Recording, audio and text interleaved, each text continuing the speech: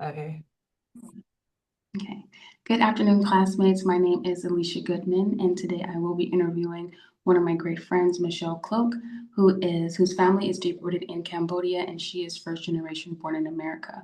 I will be asking her 5 questions to gain a better understanding of her and her family's culture.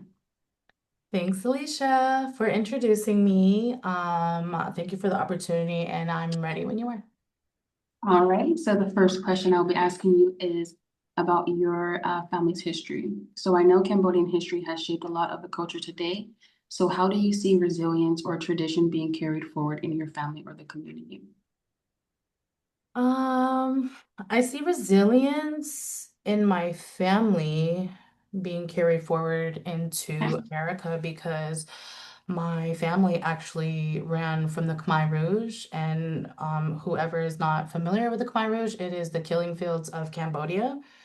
And the resilience that my family had having to come out here in America and learn the English language, adapt to the American culture, it shows great resiliency to me. That's awesome. That's awesome. So, with the Khmer Rouge, you being first generation, so your parents actually did go through the Khmer Rouge as well. Yes, Okay. my mom and my grandma, my whole entire family ran from the killing fields. They landed in the Thai camp refugees.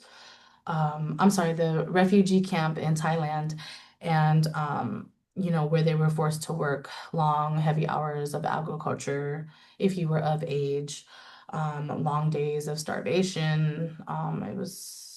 It was just a sad tragedy that happened in that Yeah, time. my heart most definitely goes out to you and your family. That does not sound like a pleasant experience, most definitely not.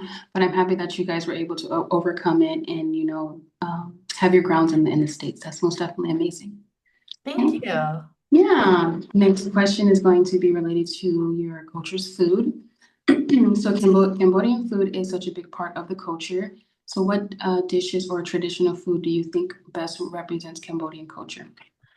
I will say Cambodian food is the best food. I might be biased, but it's all right.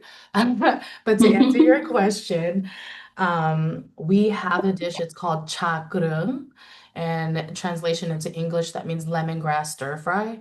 The lemongrass is a very powerful taste. The aroma is really strong. It has a lot of spice in it. And I believe it represents my culture the best because Cambodians are very spicy, very strong, very resilient.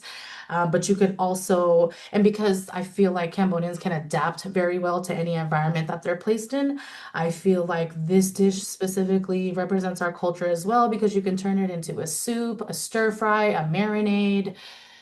It's just diverse. That sounds actually very, very good. One day I'll have to try some lemongrass too. Wow. Yes. Alrighty, so for our next question, it's going to be how important is the Khmer language in your family and as well as in your life? And there any phrases or expressions that carry special meaning? Um, well, it's unfortunate because the Khmer language is kind of dying off. As being the first person born in America in my family, the first language I learned was Cambodian because my grandmother helped raise me. But as I started school, the English language kind of took over. And unfortunately, like I said, it's dying out because the older generation spoke Cambodian to us. And now that we're Americans born out here, we're not speaking or teaching our children the language, myself included. I do have 2 children. They know a couple of words in Cambodian, but it's no real dialect or no Mhm. conversation in our language. As far as the phrases, expressions, my fam or Cambodians, we do have how can I describe this? They have this part of our language, it's like a respect part where we address our elders as like bang, om. If they're younger than us, we address them as like ming or on, just to show that respect level of you are my elder, or even though you are younger than me, um, I still respect you in some way by using own before your actual name. Okay. Now, another question pertaining to that. that same question. Do you feel that there's anything that you can do to prevent the language from dying out within your culture? As a one army woman, no, I don't think I can. Okay. Um, that's a really good question. I never thought of that. Maybe just the Cambodian American born individuals should start really, t teaching their children the language. I definitely try to teach my eldest more.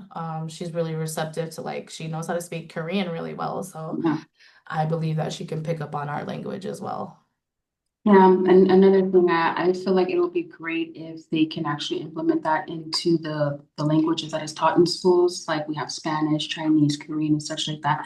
That'll be actually something nice to see in the near future, something like that. Yeah, I totally agree. I mean, Yeah. the population's growing and Mm-hmm. there's a lot of people who don't understand English fully. So, 100%. um, Okay, thank you for that, Michelle. Alrighty, so our fourth question is going to be, are there any misconceptions people tend to have about Cambodian culture that you wish people understood more of? um, well, let me say not a lot of people know who or what a Cambodian person is. Um, we're a really small population. Our country is wrapped around Thailand and Vietnam, and we're really small. The misconception is the people who do know about Cambodians and our culture, they're predominantly in California and specifically in Long Beach. And unfortunately, in America, we are known as gangbangers, thieves, thugs, whatever you want to name it. Um, but that misconception is wrong. I feel like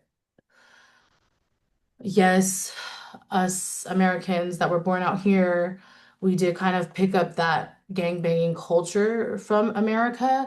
But if you really do your research in history, the gang was created because Cambodians are a little bit tinier than the average person, and they were getting bullied by Americans when we Mhm. migrated out here. So they decided to develop a gang more so for protection, and it just Okay, grew into the gang life culture in America, unfortunately. okay, But and we are viewed as the more poorer Asian country. Um, as you can see, like that's why not a lot of people know about our culture because there are no Cambodians that are in a higher position um, that represents us. okay. And um, and I'm pretty sure the resilience comes from that as well. You know, having to come out here and defend, your own kind and stuff like that. I'm pretty sure that built a strong amount of resilience within the community as well. Absolutely. Yeah. Yeah. Okay.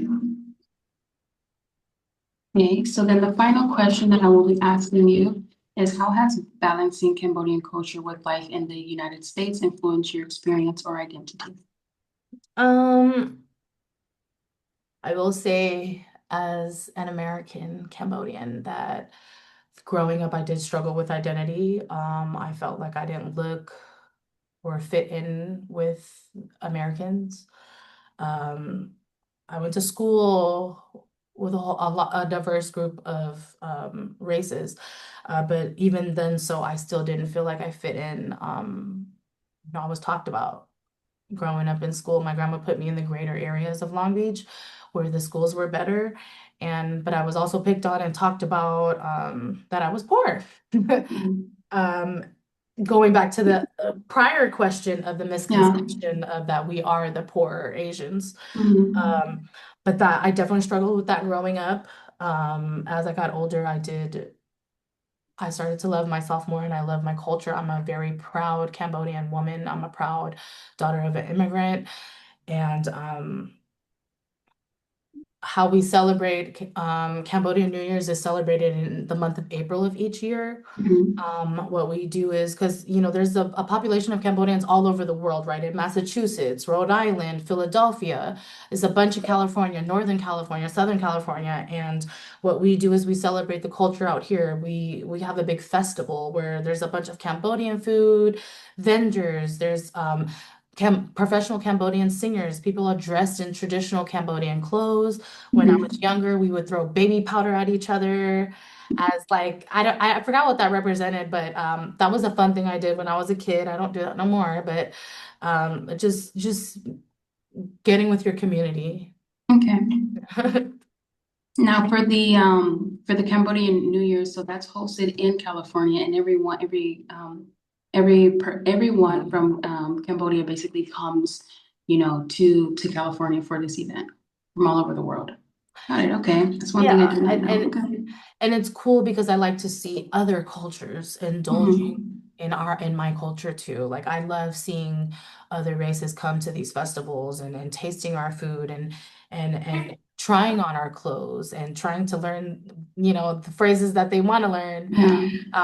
And just being open to new Yeah. culture, right? Because when we migrated out here, we had to be open to new culture. 100%. And I know, growing up, you stated that it was kind of a hard thing to accept, your identity and stuff like that.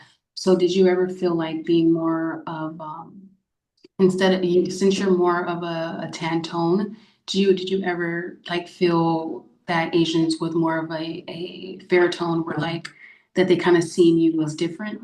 Did you ever feel Oh, anything like that? absolutely. Yeah. A lot of people don't ever get my race or my ethnicity Yeah. correct. But yes, I actually went to school predominantly. It was diverse, but it was predominantly Caucasian Yeah. individuals. So yeah, I did really feel out of place. Like I just my skin tone, my hair, the way I spoke, my lips, my Yeah. everything about me was just so different, and I just did not feel Mhm. like I fit in. And unfortunately, that led me to wrong decisions in my life because I Yeah. did go and find my people and made bad decisions. But Yeah.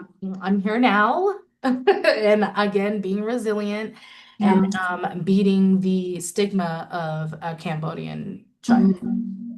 That's awesome, Michelle. What all of your trials and tribulations made you who you are today, and you are an amazing individual. Thank you. Absolutely amazing.